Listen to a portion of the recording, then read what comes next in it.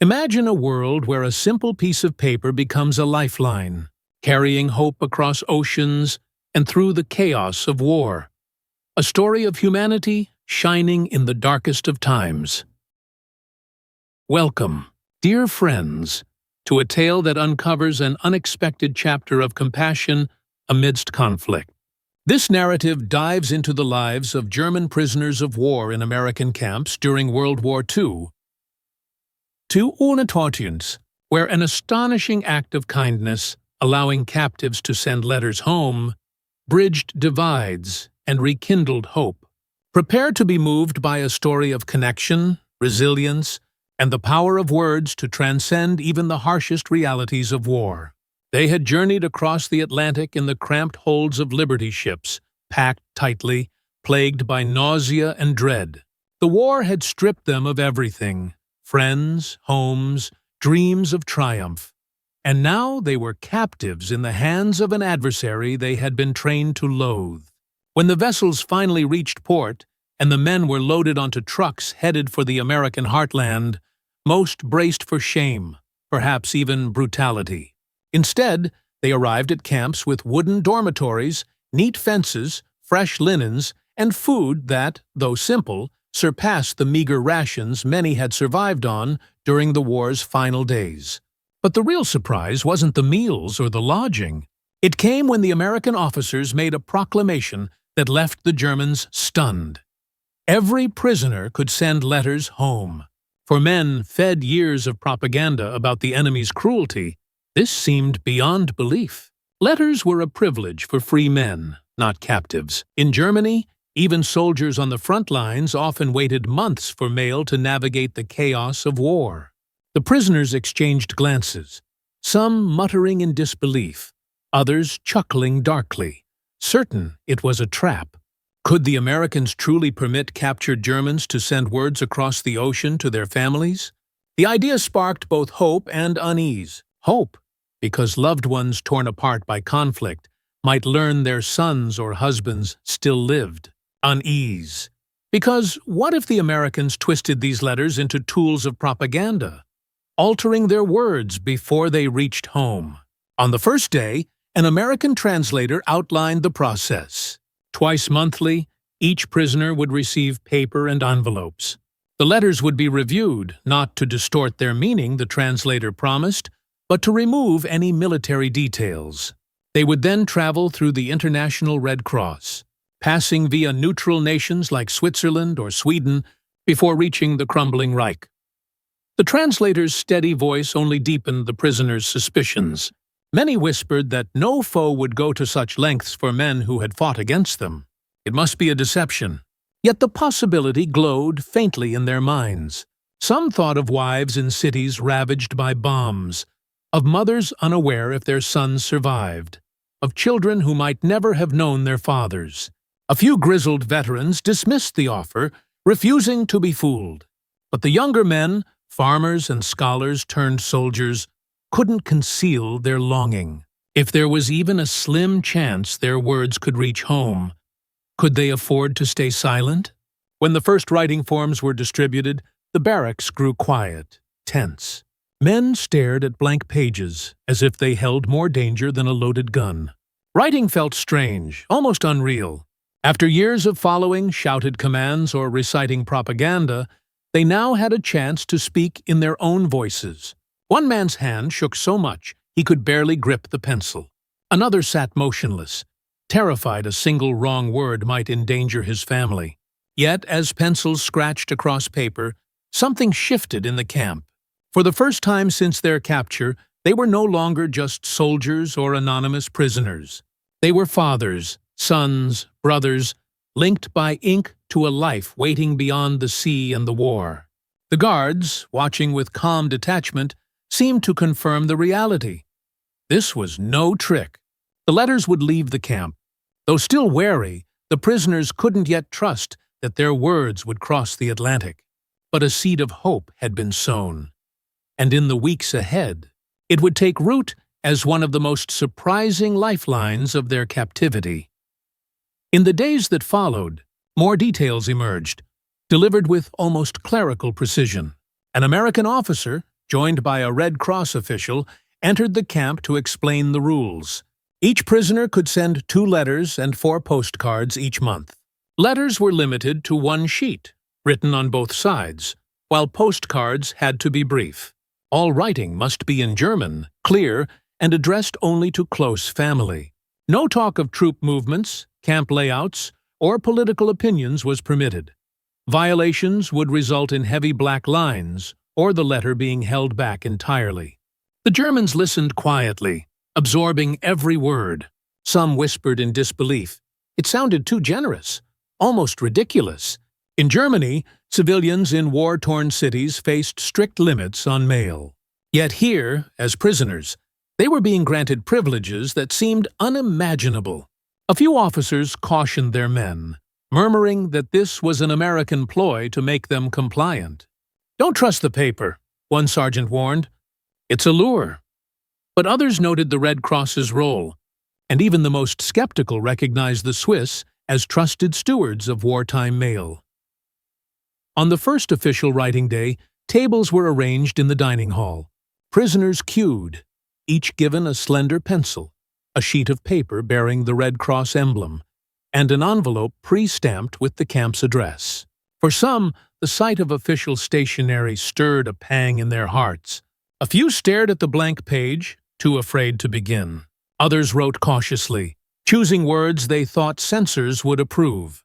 A common opening read something like, "I am alive and well. I am treated decently. Do not fear." These plain phrases hid waves of unspoken feeling. The Americans observing noted the blend of doubt and yearning. Writing was more than a task. It was a struggle within. One prisoner later said it felt like stepping onto fragile ice, unsure if a single word might doom his letter. Many avoided the war entirely, writing instead of home, the orchard by the house, the family pet, the chime of village bells. Others sought to comfort, reassuring parents that captivity, though humbling, was not harsh. It felt bizarre to admit such things when, only months before, they had fought fiercely in places like Normandy or the Ardennes. Censors scanned each page quickly, crossing out forbidden phrases with precise lines. The Germans watched as their words vanished, yet most of their text remained untouched. This was the moment doubt began to fade. If the Americans meant to deceive, why let so much pass? Days later, prisoners saw sacks of letters collected, sealed, and driven away. It was evidence something was happening. Their words were moving. Whispers spread through the barracks. If the letters reached Germany, it would mean more than survival. It would mean being remembered as more than faceless captives. Hope began to mix with suspicion. For the first time since their capture, the prisoners felt their lives might still touch those they loved across an ocean. The first letters penned in those plain barracks carried a clumsy weight for men accustomed to the language of commands, tactics, and survival. The shift to personal words was overwhelming. The pencil felt alien, lighter than a rifle, yet heavy with meaning. A Bavarian soldier stared for nearly an hour before writing, "Dear Mother, I live." That simple line unleashed a surge of emotion. He described the meals, the clean beds, even the odd kindness of guards who shared cigarettes without asking for anything. But as he wrote, he wondered if his words would ever reach her. Others faced different challenges. A man captured in Normandy wrote to a wife expecting their first child, pausing over every sentence, unsure how to address a life he might never meet. "If you've had the baby," he wrote slowly, "know my heart is with you." Another, a former teacher, tried to write to his students, only to recall the rule-limiting letters to family. Frustrated, he tore up the page and began again, addressing his elderly father. The camp hummed with sighs, scratching pencils, and quiet sobs as men faced emotions long buried beneath their uniforms. Fear shadowed every word. What if censors saw a phrase as a secret code? What if a careless line endangered loved ones in Germany? Many stuck to stiff, almost robotic assurances. "I am healthy. I have enough to eat. Don't worry." Yet even these bare words carried immense weight. For families who might have thought them dead, a single line was life itself. The Americans, used to routine paperwork, handled the process with calm efficiency. Letters were gathered, checked, and packed for shipping. But for the Germans, each folded sheet was a lifeline stretching thousands of miles. Writing stirred memories that softened the camp's stark walls. Men spoke quietly of holiday markets, walks by the river, the scent of fresh bread from home. Some grew frantic, filling every inch of paper with hurried script, as if pouring their entire lives into one envelope. Days stretched into weeks as prisoners waited, unsure if their words would cross the sea. Yet even before replies came, writing changed them. The barracks felt less oppressive. Talk shifted from war rumors to shared memories of home. Men who once sat in silence now swapped tales of mothers, wives, and children. Hope, fragile and tentative, began to permeate the camp. For the first time, they realized they weren't entirely cut off from the world. Their existence wasn't confined behind barbed wire.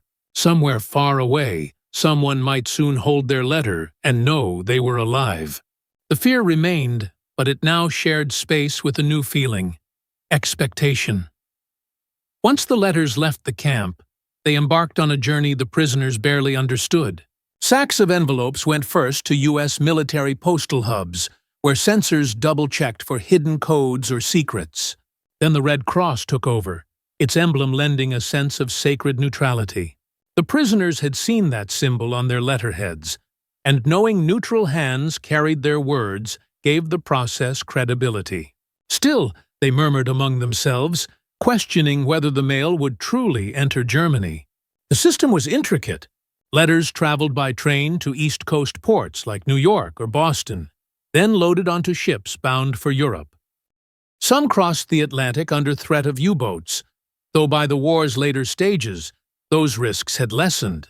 In neutral Switzerland or Sweden, Red Cross workers sorted and rerouted the mail into Germany's faltering postal network. Each step took weeks, sometimes months, but the letters inched closer to their destinations. In the camps, prisoners pieced together rumors about the system. Some heard the mail passed through Lisbon. Others insisted it went via Geneva. A few skeptics claimed the sacks never left America, burned in secret. But as weeks passed, their doubts weakened. Too many details aligned with Red Cross accounts, and the Americans seemed unconcerned, almost casual, about the process. It didn't feel like a propaganda stunt, it felt like routine administration. For Germans used to a regime of secrecy and control, the idea that their words could travel openly across oceans and borders was astonishing.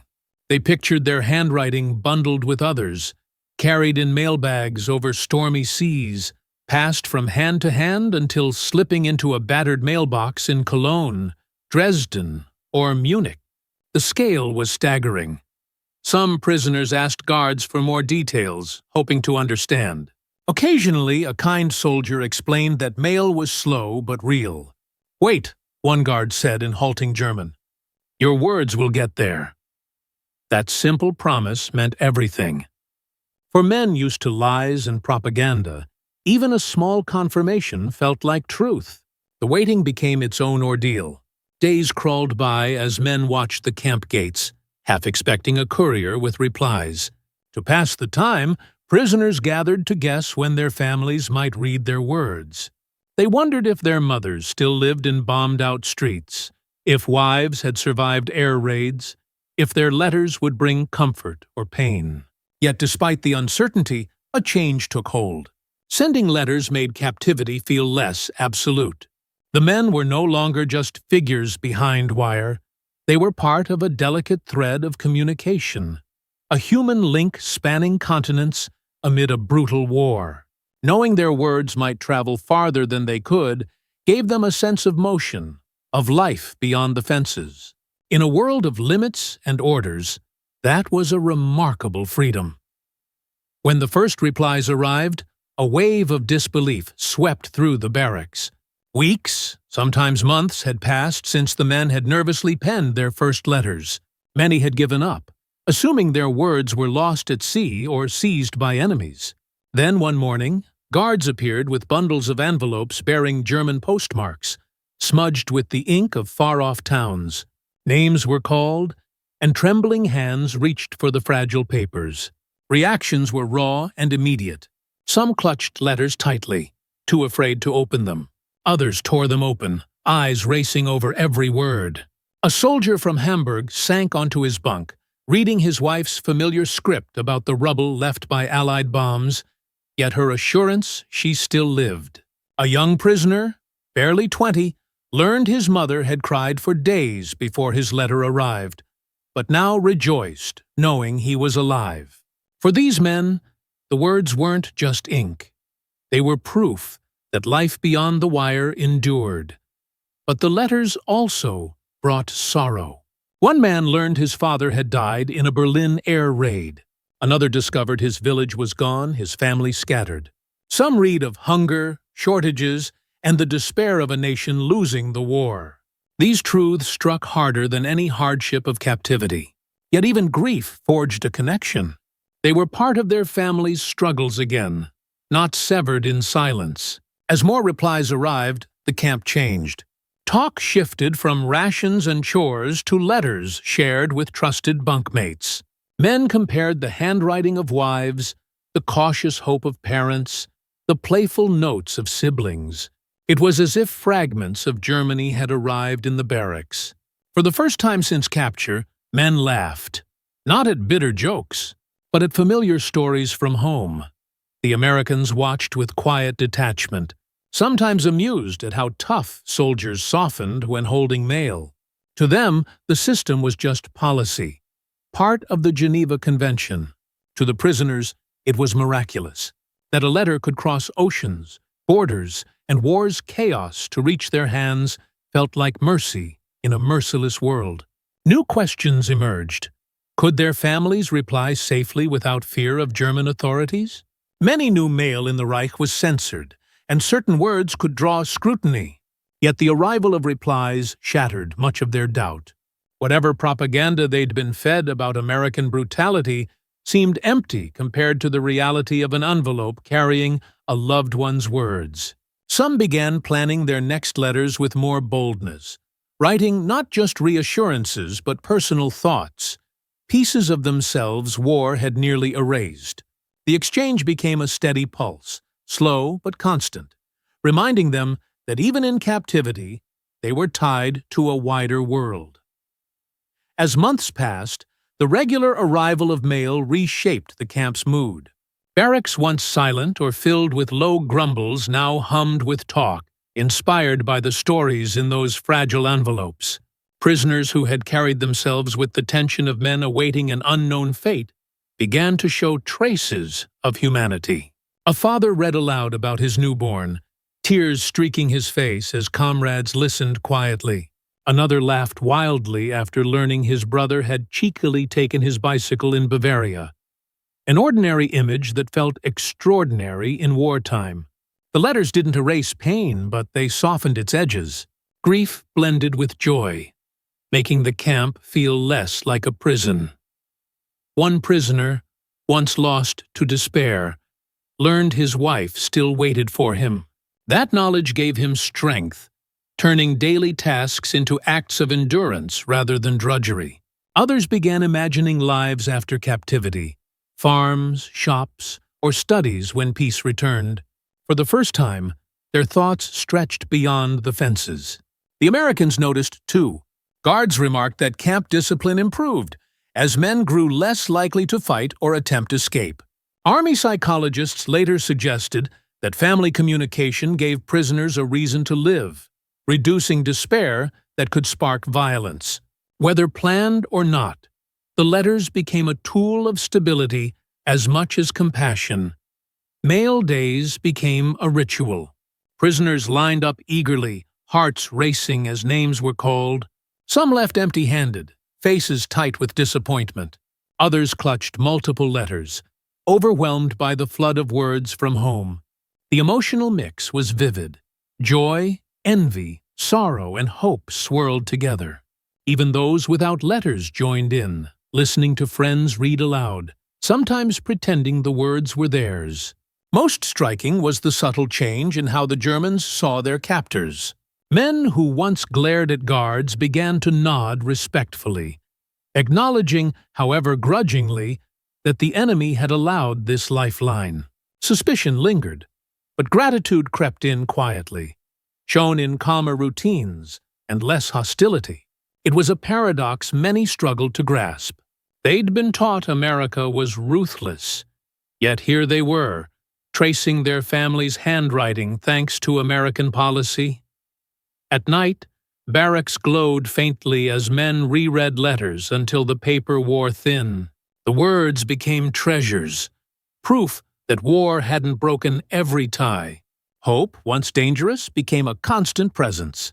The camp remained fenced and guarded, but within, something unexpected grew.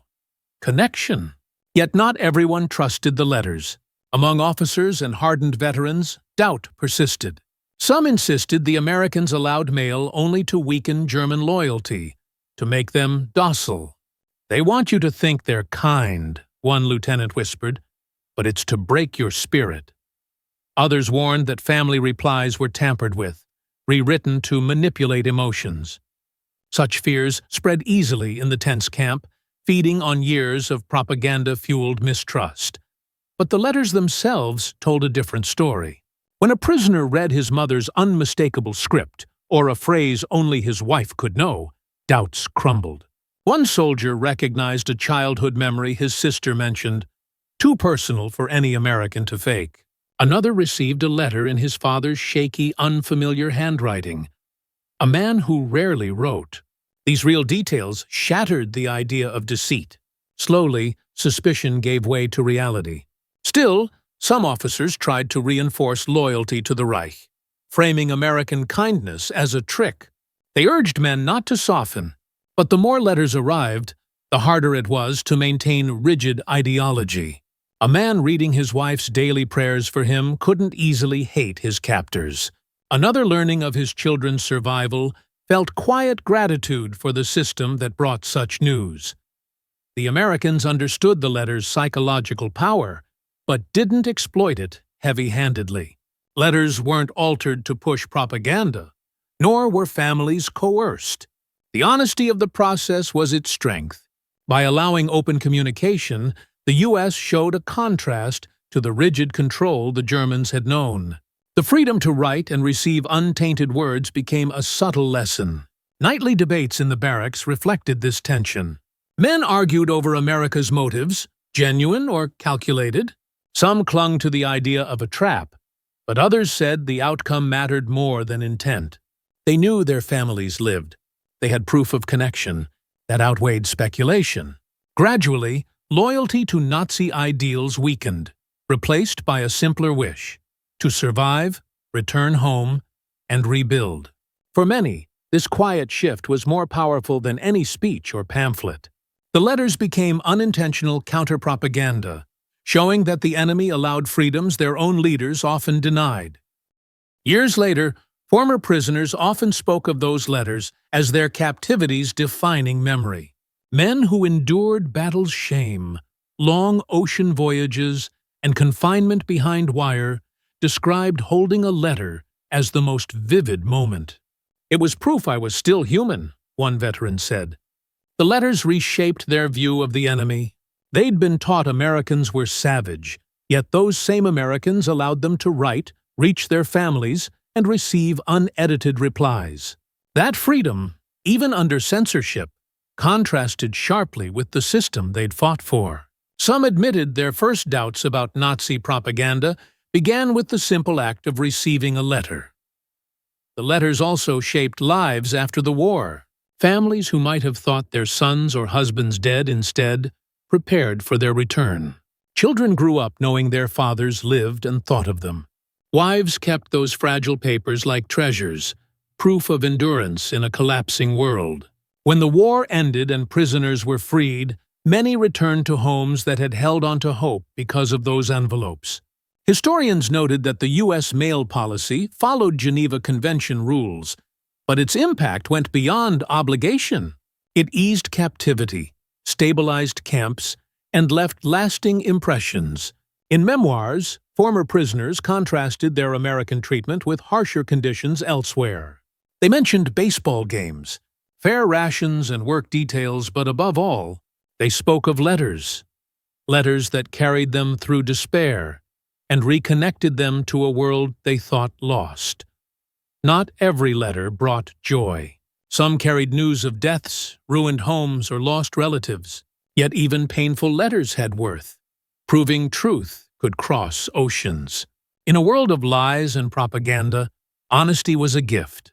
Knowing their families' fates, however tragic, let prisoners grieve, remember, and dream of rebuilding.